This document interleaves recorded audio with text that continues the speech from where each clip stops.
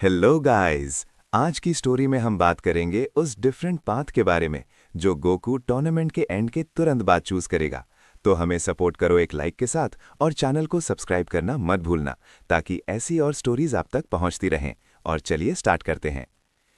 जब tournament of power खत्म होता है और यूनिवर्स 7 विक्टोरियस होता है, तब नंबर 17 अपनी विश करता है और सबके पास फिर से पीस और कंटेंटमेंट वापस आ जाता है। एक पूरे महीने बाद जेनो और उसका दोस्त टूर्नामेंट के बारे में डिस्कस करते हैं।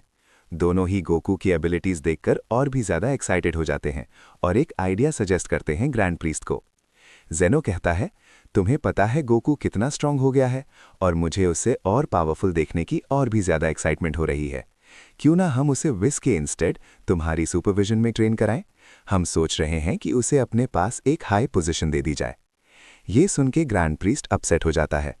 उसे जेनो का ये डिसीजन बिल्कुल पसंद नहीं आता क्योंकि उसे लगता है कि जेनो उसे अंडर एस्टिमेट कर रहा है। इसीलिए वो हेजिटेंट होता है लेकिन मना भी नहीं कर पाता। कुछ दिन बीत जाते हैं और इस दौरान गोकू एक्चुअली ग्रैंड प्रीस्ट के पास ट्रेनिंग लेता है। जब जेनो उनकी फाइट देख रहा होता है तब गोकू अपनी स्किल से सबको इम्प्रेस कर देता है। अब बस थोड़ा ही बाकी रह गया होता है उसे एक हाई पोजीशन देने के लिए। लेकिन तब कुछ ऐसा होता है जो किसी ने एक्सपेक्ट नहीं किया था। ग्रैंड प्रीस्ट अंदर ही अंदर गुस्से में होता है। वो डिसाइड करता है कि वो सुपर ड्रैगन बॉल्स का यूज करेगा बिना जेनो को बताए। वो एक विश करता है कि जेनो गोकू से इतनी नफरत करे कि कभी भी उसे किंग बनाने का सोच ना सके। कुछ ही मिनट्स बाद जेनो सच में गोकू से गहरी नफरत करने लगता है। अगली सुबह जब गोकू को अपनी नई पोजीशन रिसीव करनी होती है तब जेनो उसके सामने गुस्से में आता है। गोकू को कुछ समझ ही नहीं आता और अचानक जेनो उस पर एक पावरफुल अटैक करता है जिससे गोकू बेहोश हो जाता है। जेनो कहता है, तुमने मेरा मूड खराब कर दिया गोकू, मुझे अब तुम नहीं चाहिए, मैं तुम्हें अब एग्जिस्टेंस से ही मिटा दूंगा। जेनो अपना हाथ उठाता है और गोकू को इरेज करने की कोशिश करता है।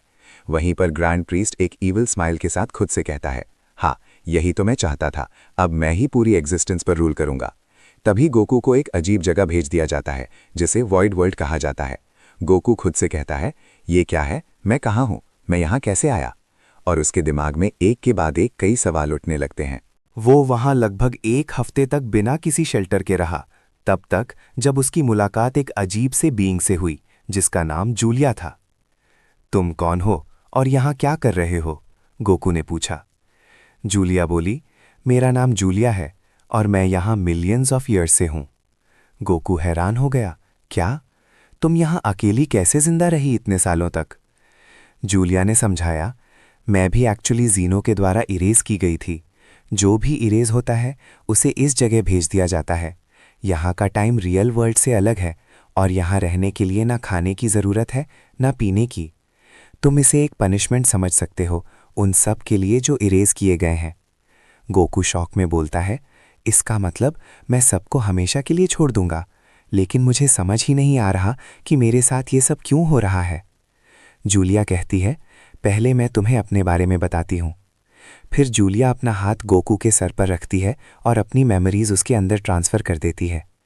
मिलियंस ऑफ ईयर्स पहले जूलिया यूनिवर्स 18 की एक एंजल थी और ग्रैंड प्रीस्ट के लिए काफ़ी इंपॉर्टेंट थी। इस वजह से वो जीनोस पैलेस में जीनो के पास ही रहती थी।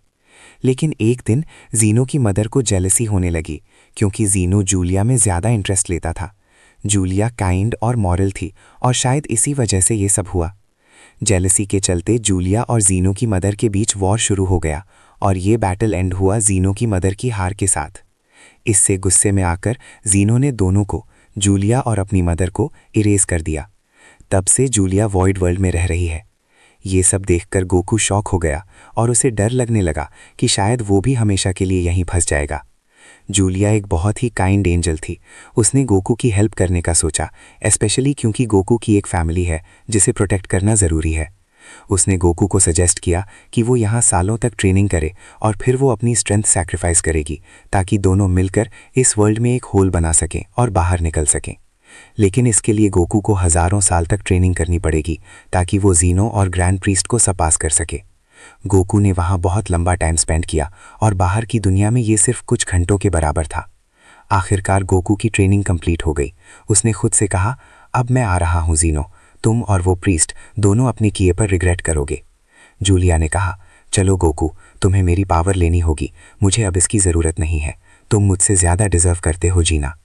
गोकू ने जूलिया की पावर एक्सेप्ट की और एक स्ट्रॉन्ग लाइट फैल गई जूलिया के सैक्रिफाइस के साथ और गोकू की नई पावर के जागने के साथ। अब गोकू के पास इतनी पावर थी कि वो जीनो का सामना कर सके। उसके बाद गोकू ने वॉइड वर्ल्ड में एक होल ओपन किया और वहाँ से बाहर आ गया।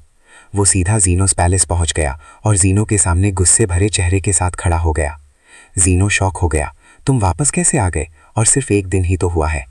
गोकू ने जवाब दिया, तुम्हें ये जानने की ज़रूरत नहीं है जीनो, मैं लकी हूँ कि मैं वापस आ गया और अब मैं तुम्हें तुम्हारे किए का दर्द महसूस करवाऊंगा। गोकू ने अपनी पावर बढ़ाई और एक नई ट्रांसफॉर्मेशन टारगेट की। ग्रैंड प्रीस्ट ने उस पावर को सेंस किया और वो डर के मारे पैलेस से भाग गया। गार्ड्स गुस्से में आगे आए और बोले, तुम जानते हो तुम किससे बात कर रहे हो। जीनो का गुस्सा और भी बढ़ गया। सन गोकू, तुम मुझे चैलेंज करने की हिम्मत कैसे कर सकते हो, अब मैं तुम्हें ख़त्म कर दूंगा। जीनो ने अपना हाथ उठाया और इरेजर टेक्निक यूज़ करने लगा, लेकिन इस बार गोकू उस टेक्निक के अगेंस्ट खड़ा था। उसने इतनी पावर गेन कर ली थी जो जीनो के लेवल को क्रॉस कर चुकी थी। जीनो नर्वस और शॉक्ड हो गया। उसने सोचा, ये पावर गोकू को मिली कहाँ से। गोकू बोला, जीनो सामा, मैंने पहले ही कहा था मैं तुम्हें ख़त्म करने वाला हूँ, तुम अपने किए से बच नहीं पाओगे, तुम्हारी इरेजर टेक्निक तो अब मुझे सिर्फ टिकल कर रही है, इडियट। जीनो गुस्से में चिल्लाया। तभी गार्ड्स ने बहुत ही फास्ट और वायलेंट अटैक किया जिससे गोकू थोड़ा सरप्राइज हो गया। सच में गार्ड्स के अटैक्स काफ़ी एक्साइटिंग थे और वो काफ़ी पावरफुल भी थे, लेकिन फिर भी गोकू अब पहले जैसा नहीं रहा था।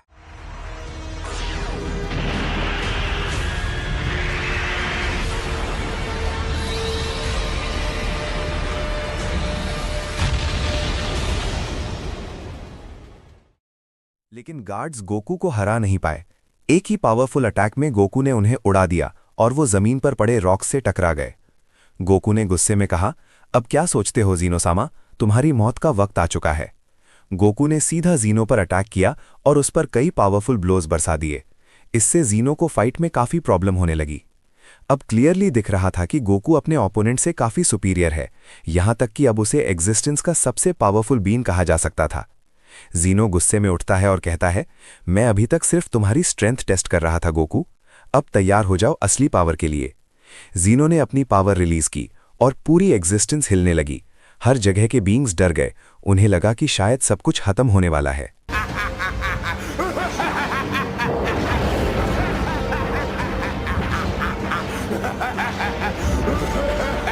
ग्रैंड प्रीस्ट अकेला खड़ा था और घबरा कर बोला, हे सैयन, मुझे डर है कि ये एग्जिस्टेंस डिस्ट्रॉय हो सकती है। बहुत डेंजरस क्रीचर्स हैं जिन्हें हमने सील किया था, अगर ये वर्ल्ड डिस्ट्रॉय हुआ तो वो सब बाहर आ सकते हैं।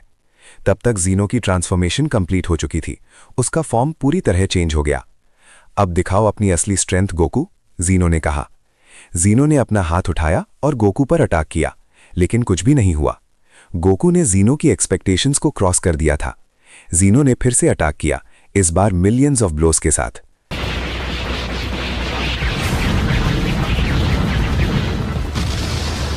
गोकू समझ गया कि सिचुएशन डेंजरस हो रही है।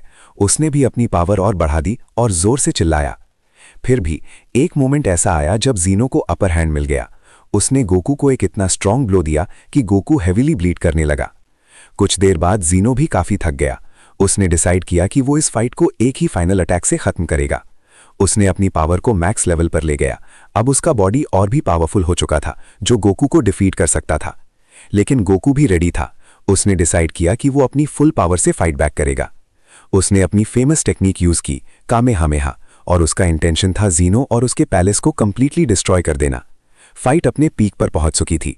दोनों के बीच कंपटीशन इतना इंटेंस हो गया कि पूरी एग्जिस्टेंस के डिस्ट्रॉय होने का डेंजर और बढ़ गया। दोनों अपनी फाइनल क्लैश के लिए रेडी थे। ग्रैंड प्रीस्ट टेंशन में था। उसने घबरा कर कहा, ये इम्पॉसिबल है, हम और उन डेंजरस क्रीचर्स के बीच का बैरियर टूट चुका है, मुझे तुरंत यहां से भागना होगा। अगली ही मोमेंट जीनोस पैलेस कंप्लीटली डिस्ट्रॉय हो गया और फाइनली गोकू ने जीनो को डिफीट कर दिया। लेकिन एक शॉकिंग चीज हुई। अचानक गोकू पर किसी अननोन बीइंग ने एक पावरफुल अटैक किया। तो ये कौन है, ये नया इंट्रूडर? अगर ये क्लिप 100 कमेंट्स तक पहुंचता है हु इंटरवीन लिखकर, तो मैं एपिसोड 2 अपलोड करूंगा। Thank you for your support. Bye.